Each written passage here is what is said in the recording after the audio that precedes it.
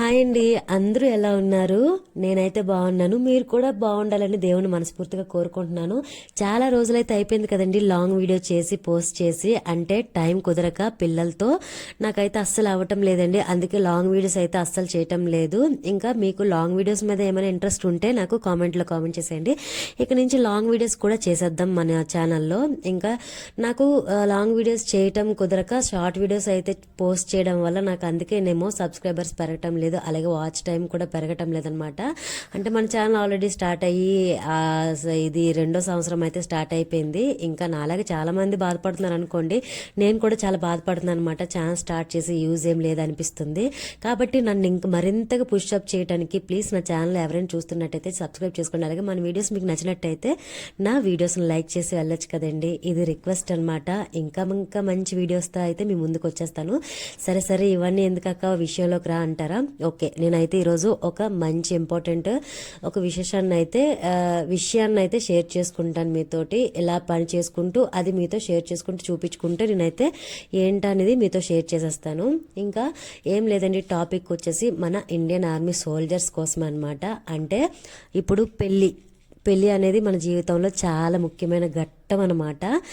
లైఫ్లో ఇల్లు ఒకేసారి కట్టుకోగలం, అలాగే పెళ్లి కూడా ఒకేసారి చేసుకోగలం. అంటే పెళ్లికి ఆప్షన్స్ ఉంటాయి అనుకోండి. ఒకవేళ పెళ్లి చేసుకున్న తర్వాత ఆ జీవితం మనకు నచ్చపోతే, ఆ అమ్మాయి మనకు నచ్చపోతే ఇంకో అమ్మాయిని చేసుకుంటాం, లేదంటే ఇంకో అబ్బాయిని చేసుకుంటాం. అలా కాదులేండి. ఆప్షన్ అంటే ఇప్పుడు ఆర్మీ సోల్జర్ ఉన్నారు కదా, వాళ్ళని పెళ్లి చేసుకుంటే మనం ఫేస్ చేయాల్సిన కొన్ని ప్రాబ్లమ్స్, ఎలాంటి సిచ్యువేషన్స్లో ఎలా రియాక్ట్ అవుతారు, ఎలా ఉంటుంది లైఫ్, పిల్లలు కన్నాక లైఫ్ ఏంటి, పిల్లలకు కనక ముందు లైఫ్ ఏంటి, క్వార్టర్లో ఉన్నప్పుడు ఏంటి మన జీవితం, వాళ్ళతో స్పెండ్ చేసే టైము మనకి దొరుకుతుందా లేదా. ఇంకా నా జీవితంలో నేనైతే ఇప్పుడు నేను ఒక సోల్జర్ వైఫ్ని కదండి. నేనైతే నా జీవితంలో ఇప్పటి వరకు నా 9 ఇయర్స్ జర్నీలో ఏమేమి జరిగాయో, ఎంత సంతోషంగా ఉన్నానో, ఎంత బాధను అనుభవించానో అన్నది మొత్తం మీతో షేర్ చేసుకుంటాను.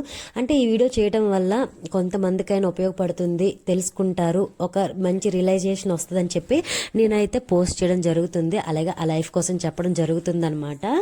ఇంకా ఈ వీడియోని చూసి తప్పుగా అనుకోవద్దు, అలాగే నేను చెప్పిన మాటలు విని తప్పుగా అనుకోవద్దండి. ఎందుకంటే ఇలా నేను చెప్తున్నానని చెప్పేసి కొంతమంది ఫీల్ అవుతూ ఉంటారు. అంటే ఒక సోల్జర్ని పెళ్లి చేసుకుంటే ఇలా ఉంటుందా, అలా చేయాలా, ఇలా ఉండాలని చెప్పి అనుకోవచ్చు. ఏం లేదండి, కొంతమంది అయితే తెలుసుకుంటారనే ఉద్దేశంతోనే చేస్తున్నాను. ఇంకా విషయానికి వస్తే నాకు పెళ్ళయి 9వ సంవత్సరం అనమాట. అంటే నా సోల్జర్తో నేను నా బంధం అయితే 9 సంవత్సరాల పాటు నడిచిందనమాట. ఇంకా అతనితో నా జీవితం, నా సుఖ సంతోషాలు, నా హ్యాపీనెస్, నా సాడ్ మూమెంట్స్ అన్నీ కూడా మీతో ఈరోజు షేర్ చేసుకుంటాను. ఇంకా ఇప్పుడు నేనైతే ఒక ఇండియన్ ఆర్మీ సోల్జర్ వైఫ్ నండి. అతనితో గడిచిన ఇన్ని సంవత్సరాల బంధంలో నేను ఫేస్ చేసిన కొన్ని సిచ్యువేషన్స్ అయితే మీతో షేర్ చేసుకుంటాను. ఇప్పుడు ఆర్మీ అంటే నిజంగా అది చాలా ప్రౌడ్ గల జాబ్ అండి. అంటే ఆర్మీ అంటే చాలు గూస్ బంప్స్ వస్తాయి అనమాట ప్రతి ఒక్కరికి. అంత రెస్పెక్టబుల్ జాబ్ అనమాట. అలాంటి సోల్జర్స్కి మనం వైఫ్లుగా వెళ్తున్నామంటే అది ఇంకా గర్వంగా చెప్పుకునే మూమెంట్ అనమాట. అయితే ఇప్పుడు ఏం చెప్పదలుచుకున్నాం మాకు అని అంటారా? అంటే ఇప్పుడు ఎవరైనా సరే ఒక సోల్జర్ని పెళ్లి చేసుకోవాలనుకుంటే వాళ్ళ కోసం ఈ వీడియో చేస్తున్నానండి. అంటే సోల్జర్ని పెళ్లి చేసుకోకూడదా ఏంటక్క ఈ వీడియో అని మీరు అనుకోవచ్చు. లేదండి, కొన్ని ప్రాబ్లమ్స్ అయితే మీతో షేర్ చేసుకుంటాను.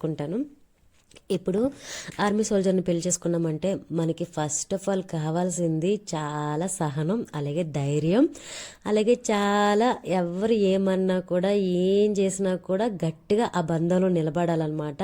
అదే మెయిన్ ఈ 3 అనమాట. ఇంకా ఏంటంటే ఒక సోల్జర్ని పెళ్లి చేసుకున్న తర్వాత ఆయనతో గడిచిన క్షణాలు, అతనితో ఉండే క్షణాలు ఉంటాయి, అతన్ని విడిచి ఉండే క్షణాలు కూడా ఉంటాయి అనమాట. అంతెందుకండి, ఇప్పుడు చాలా యూట్యూబ్లో వచ్చేస్తున్నాయి. ఒక సోల్జర్ లైఫ్ ఏంటి, వాళ్ళ వైఫ్స్ కానీ పిల్లలది కానీ వాళ్ళతో ఉండే జీవితం ఏంటనేది ఒక్కొక్కరు ఇప్పుడు యూట్యూబ్లోనే మనకి చెప్పేస్తున్నారనమాట. అంటే మన సోల్జర్స్ వైఫ్స్ కూడా చాలా మందికి ఛానల్స్ ఉన్నాయి కదండి, యూట్యూబ్ అయితే స్టార్ట్ చేశారు కదా, ఇంకా వాళ్ళ ద్వారానే మనకి మంచిగా తెలుస్తున్నాయి అనమాట. అంటే ప్రతి ఒక్క మూమెంట్, ప్రతి ఒక్క విషయం కూడా మనకు తెలుస్తుందనమాట. సో అందులో నేను కూడా ఒకదాన్ని. ఈ ఇన్ఫర్మేషన్ మీకు ఎవరికైనా ఉపయోగపడుతుందని చెప్పి నేనైతే ఈ వీడియో చేయడం జరిగిందనమాట.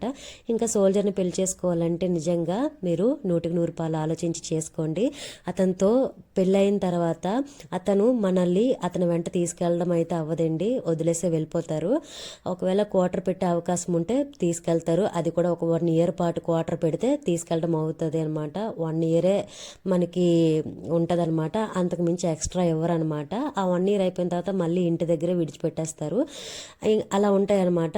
ఇంకా నాకు పెళ్ళైన కొత్తలో అయితే మాత్రం మా వారు నన్ను 3 months 4 months వదిలేసాక తీసుకెళ్లారండి. ఆ తర్వాత ప్రెగ్నెన్సీ కన్ఫర్మ్ అయ్యాక నేనైతే మళ్ళీ ఇంటికి వచ్చేసాను. మళ్ళీ డెలివరీ అయ్యాక పాపకి బాబుకి కానీ 5 months వచ్చాక మళ్ళీ క్వార్టర్ వస్తే మళ్ళీ వాళ్ళ వెనకతలు వెళ్ళటం, మళ్ళీ క్వార్టర్ ఇంకేదైనా ప్రాబ్లం అయితే మళ్ళీ ఇంటికి వచ్చేయటం, మళ్ళీ వాళ్ళని వదిలేసి ఉండటం, ఇలా చాలా ప్రాబ్లమ్స్ అయితే ఫేస్ చేశానండి. నేనే కాదు చాలా మంది ఫేస్ చేశారు వాళ్ళ ప్రాబ్లమ్స్ అనమాట. ఇలా ఉంటాయి. ఇంకోటి ఏంటంటే మనం మన ఊర్లో ఉంటాం, వాళ్ళేమో బోర్డర్ దగ్గర కాపలా కాస్తూ లేదా డ్యూటీలు చేస్తూ ఉంటారనమాట. మనం ఏంటంటే వాళ్ళు మనల్ని వదిలేటప్పుడు మనం ఎక్కడ ఉండాలనేది ఒక పెద్ద క్వశ్చన్ అనమాట. అత్తింట్లోనా అమ్మింట్లోనా అని. కొంతమంది అయితే మంచి వాళ్ళు ఉంటారండి, కొంతమంది మంచి వాళ్ళు ఉంటారు కదా, అత్త మామలు. అలాంటి వాళ్ళకి చాలా ప్రాబ్లం అవుతుంది అనమాట. అలానే అమ్మ వాళ్ళ ఇంట్లో ఉందామంటే మా కొడుకు వాళ్ళకి ఏదో పెట్టేస్తున్నాడు, మొత్తం సంపాదన అంతా వాళ్ళకే పెట్టేస్తున్నాడు, అందుకే అక్కడ ఉంటుంది ఇల్లు అని అలాంటి మాటలు కూడా పడాలన్నమాట. చాలా అంటే చాలా ప్రాబ్లమ్స్ ఉంటాయండి. నిజంగా చెప్తుంటే నాకు అసలు చెప్పాలనిపించడం లేదు, కానీ చెప్తున్నాను ఎందుకంటే మీకు ఉపయోగపడుతుందన్న ఒకే కారణంతో. అలాగ అయిపోయింది కదండి. ఆ తర్వాత సరే ఇవన్నీ అయిపోయాయి, క్వార్టర్లోకి వెళ్ళి అతనితో ఉందామంటే గట్టిగా ఒక 1 year ఉండనిస్తారు. తర్వాత మళ్ళీ నెక్స్ట్ ఫ్యామిలీకి అయితే ఆ క్వార్టర్, అంటే చాలామంది ఉంటారు కదండి ఫ్యామిలీ పెట్టాల్సిన వాళ్ళు, వాళ్ళకైతే ఇవ్వాలి కదని చెప్పేసి 1 సంవత్సరం పెట్టిన ఫ్యామిలీకి ఇంకా ఇవ్వరనమాట. అలాంటి టైంలో మనం ఇలా క్వార్టర్ని విడిచిపెట్టి మన హస్బెండ్ని విడిచిపెట్టి మనం వెళ్ళాలన్నమాట. ఇంకా పిల్లల స్కూల్ విషయానికి వస్తే ఇంకా క్వార్టర్లో ఉండేటప్పుడు స్కూల్స్ అయితే మనం చదివించుకుంటాం. ఓకే, ఇప్పుడు సడన్గా పోస్టింగ్ వచ్చింది, లేదంటే ఫ్యామిలీని ఇంటికడ విడిచిపెట్టాలంటే అప్పుడు పిల్లల చదువు సంగతి ఏంటి చెప్పండి. అది కూడా ఒక పెద్ద ప్రాబ్లమే కదా. అవి కూడా మనం ఫేస్ చేయాలన్నమాట. ఇంటికడ ఉంటూ మనం పిల్లలు చూసుకొని చదివించుకోవాలి.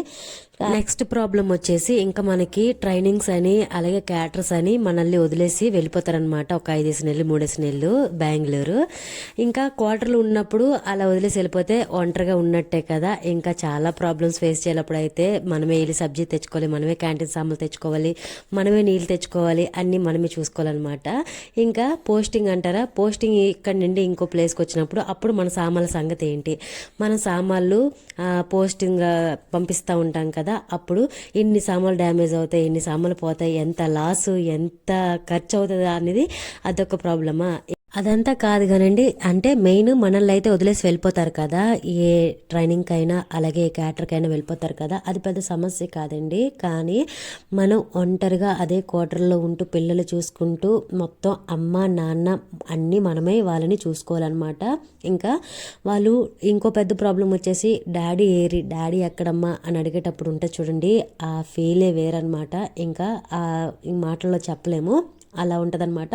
ఇంకెవరైనా ఉంటారు కదండి దగ్గర సోల్జర్స్, వాళ్ళ డాడీ వాళ్ళ దగ్గర లేనప్పుడు ఎవరైనా ఉంటారు కదండి, అంటే వాళ్ళ ఫ్రెండ్స్ వాళ్ళ డాడీలు వాళ్ళు ఉంటారు కదా, వాళ్ళు ఎక్కడికైనా వెళ్ళినా లేదంటే వాళ్ళ డాడీలతో పిల్లలు స్పెండ్ చేసినా అప్పుడు వీళ్ళు చూసి వాళ్ళు పడే బాధ అంతా ఇంత కాదండి. అప్పుడు కూడా మనం ఇలాంటి ప్రాబ్లం ఫేస్ చేయాలి వాళ్ళ బాధ చూసి. అది అయిపోయిందా. ఇంకా ఏంటంటే ఇప్పుడు చూడండి, మొన్న ఆపరేషన్ సింధూర్ అయితే అయింది కదా, అప్పుడు ఆ క్షణం మీలో ఎంతమంది సోల్జర్స్ వైఫ్స్ ఉన్నారో ఒకసారి ఆలోచించండి. అంటే ఆ క్షణం మనందరం ఫేస్ చేసిన పెద్ద ప్రాబ్లము, ఆ సిచ్యువేషన్ ఇంకెవరికి రాకూడదనమాట. అంటే మేము ఉండే ప్లేసు పాకిస్తాన్కి దగ్గరలో కాబట్టి మేమంతా దగ్గరుండి చూసామన్నమాట. అలాగే పెద్ద బాంబుల సౌండ్లన్నీ మేము విన్నాం కాబట్టి మా వాళ్ళు ఎవరు మా పక్కన లేరు, ఎందుకంటే ఆ టైంలో ఆపరేషన్ సింధూర్లో ఉన్నారనమాట. అప్పుడు ఆ క్షణం ఏమనుకుంటాం చెప్పండి. మన భర్త మన పక్కన లేరు, అతను ఆపరేషన్ సింధూర్లో ఉన్నారు, అతనికి ఏమైనా అవుతుందా అని చెప్పి ఆ టెన్షన్ ఇంకా అలా ఇలా కాదండి. ఇంకా ప్రాబ్లం ఇంకా ఇంకా చెప్పలేమన్నమాట. అంత అన్ని ప్రాబ్లమ్స్ ఫేస్ చేయాలి. ఇంకా అంటే ఏమైనా సడన్గా ఆపరేషన్కి బయలుదేరి వెళ్ళాలి అంటే అలాంటి సిచ్యువేషన్లో ప్రతి ఒక్క సోల్జర్ వైఫ్ పడే బాధ, ఆ టెన్షన్ అలా మామూలుగా ఉండదన్నమాట. ఇంకా అదైపోయిందా. మొత్తానికి నేను చెప్పొచ్చేది ఏంటంటే, ఎవరైనా సోల్జర్స్ని పెళ్లి చేసుకోవాలనుకుంటే ఒక్కసారి ఈ వీడియో చూసి అప్పుడు ఆలోచించి మీరు పెళ్లి చేసుకోవచ్చు. అంటే ఒక బాగా ధైర్యం, సహనం అన్నీ ఓర్చుకునే గుణం మీలో ఉంటే కన్ఫామ్గా మీరు సోల్జర్ని పెళ్లి చేసుకోవచ్చు. వీడియో నచ్చితే లైక్ చేయండి.